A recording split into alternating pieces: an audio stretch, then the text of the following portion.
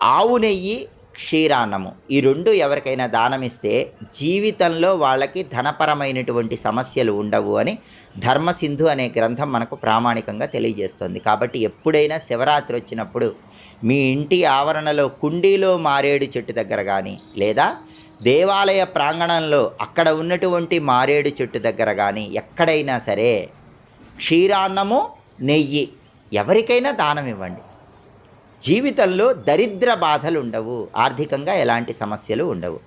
అలాగే ఎవరికైనా సరే ఎప్పుడైనా సరే మారేడు దగ్గర మీరు భోజనం పెడితే కొన్ని వేల మందికి అన్నదానం చేసిన ఫలితం కలుగుతుందని కూడా ప్రామాణిక గ్రంథాల్లో చెప్పారు. కాబట్టి ఎవరికైనా భోజనం పెట్టాలంటే మారేడు చెట్టు సమీపంలో, మారేడు చెట్టు నీడ పడే ప్రాంతంలో వాళ్ళకి భోజనం పెట్టండి. అనేక మందికి అన్నదానం చేసిన విశేషమైన ఫలితం కలుగుతుంది. అంతటి శక్తి మారేడుకుంది.